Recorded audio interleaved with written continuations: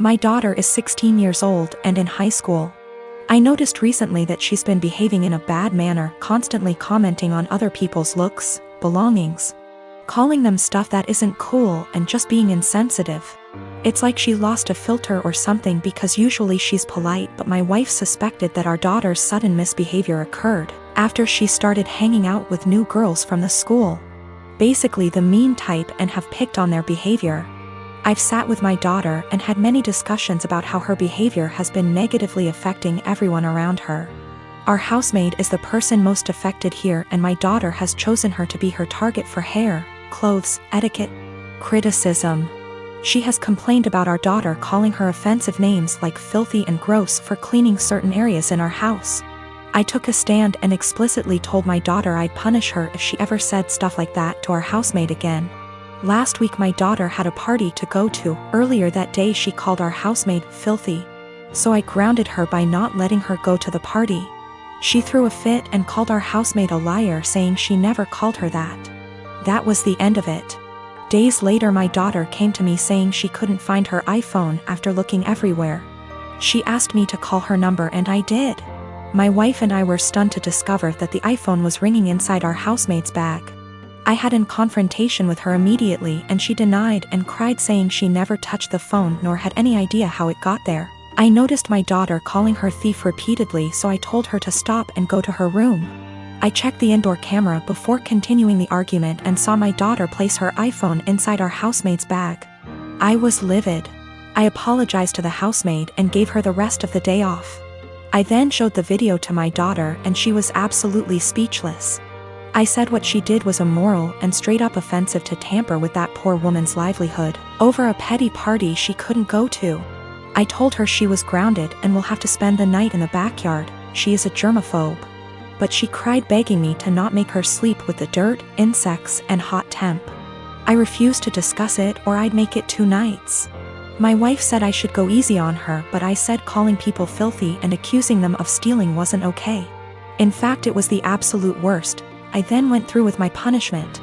The reason I chose this punishment was because of the fact that my daughter says she is a germaphobe and used this as excuse to insult others' hygiene and appearance. Our backyard has dirt and bugs in it, and this kind of things get her uncomfortable, but other than that the backyard is 100% safe. My fiancé, Charlie. My sister, Kendall. Kendall's boyfriend, Jack. Charlie and I have been together for 6 years and have lived together for 3 years. We met in college. Our relationship is awesome. I love him more than anything, and I know he's the one I want to spend the rest of my life with. We're best friends, we make a great team, and we're really happy together. So no problems there.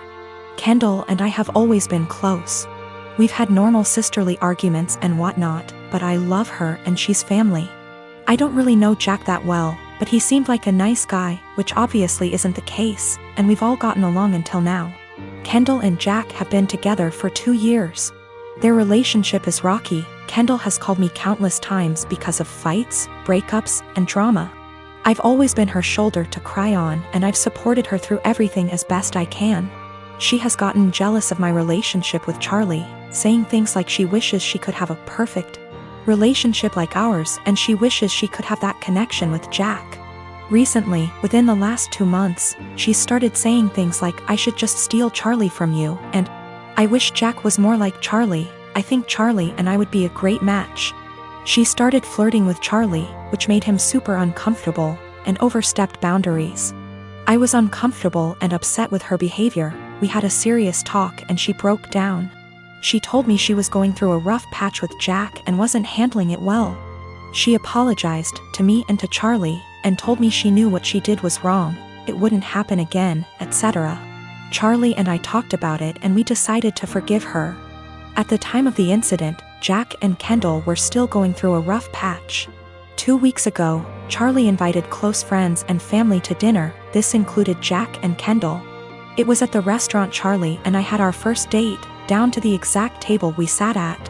We had talked about marriage at great length, so I had a feeling. Lo and behold, Charlie proposed to me. It was perfect. I was so happy. I cried like a baby. Our family and friends congratulated us. Kendall seemed super excited. She gushed about how cute it was, started talking about the wedding, and hugged us both. The only person who didn't seem happy for us was Jack.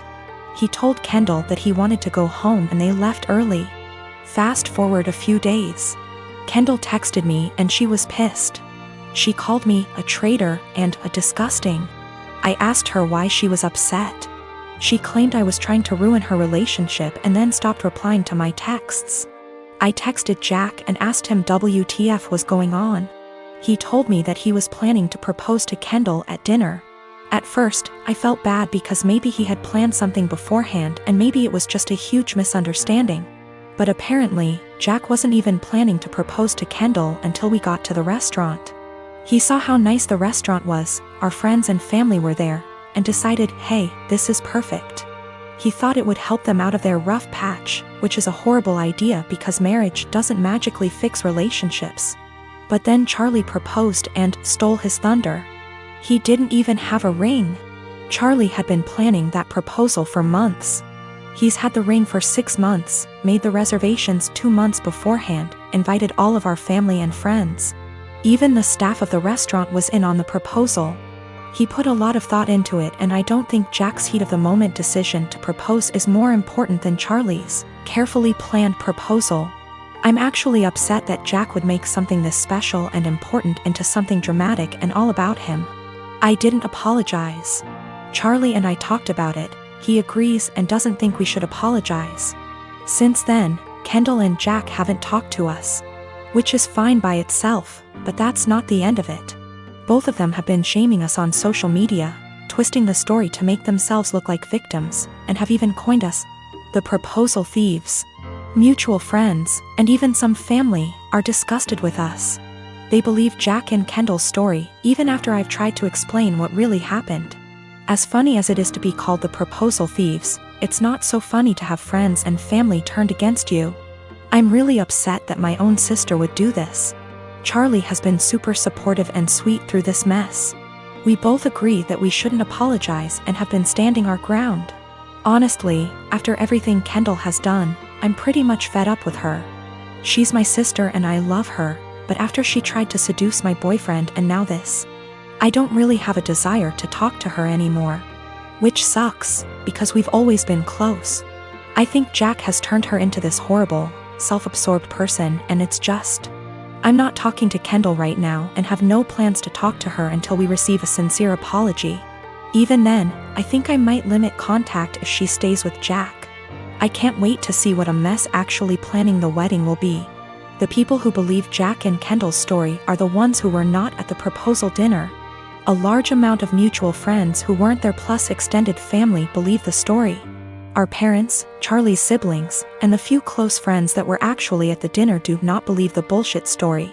We just haven't made a post addressing everything / telling our side of the story because we wanted advice on how to approach it. I'll try to give my girlfriend's side here too so it's not too biased. I used to dress like shit. I was perfectly content wearing my gym clothes everywhere and stretched the dress code as much as possible for work. My girlfriend works in the fashion industry, so she helped me buy some clothes that fit me better and looked nicer without being out of my comfort zone, so I was really thankful for that. I kept all the same gym clothes, sweatpants, Panama pants, old t-shirts and sweaters and jeans etc., as well as all of my shoes because I figured they'd be fine to wear around the house or to work out because I don't really care how I look for that. I told her she could buy clothes for me if she wants because she knows what I like, which is maybe where I went wrong. Last week I went on training for work and it was my birthday while I was gone. I got back and my girlfriend had donated all of my old clothes that she hadn't picked out and replaced it with new stuff. I tried to act grateful at first, but honestly I am pissed off. I don't want to wear shitty stiff jeans that stain the seats in my truck blue, and the running shoes suck for actually running. Even the sweatpants are kinda tight, which in my mind defeats the purpose of wearing sweatpants. She got rid of all my old t-shirts that I bought at games and replaced them with plain colors, but now I have barely any t-shirts at all, and she spent a ton of money doing this. I know the jeans alone are over $300 and the shoes probably cost over $2,000.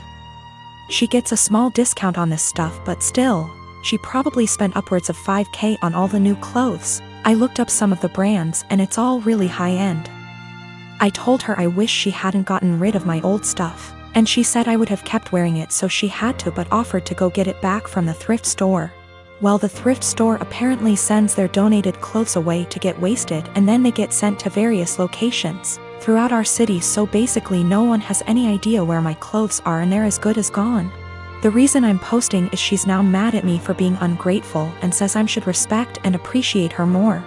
But yeah, I'm not really that thankful because she got rid of all my shit. Yesterday I told her not to talk to me until she came home with my bean boots that I've been breaking in for years, which she actually was able to find, but it caused a huge fight.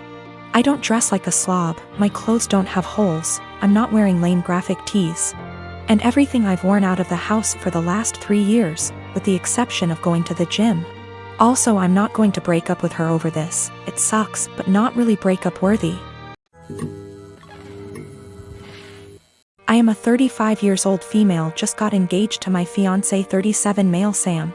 We do not live together because we're waiting till marriage, given he and his family are highly conservative Christians, but they're really nice and lovable people.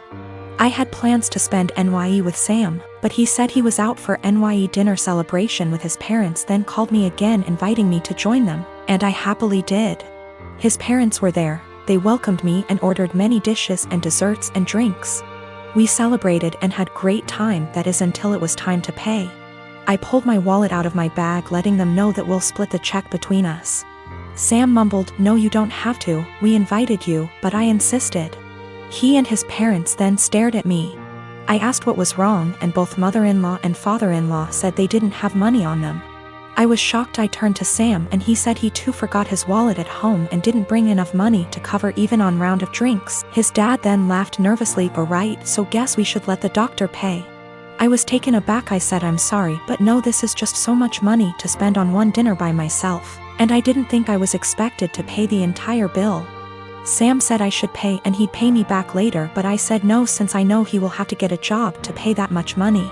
I said, "I'm sorry, but this isn't the first time I've been put in this situation by him and family, where I'm expected to rescue them after they somehow forgot their wallets and expect bothers to pay hundreds for their extravagant dinner." I told them I'll only pay for what I had and that's it. He and his parents were shocked.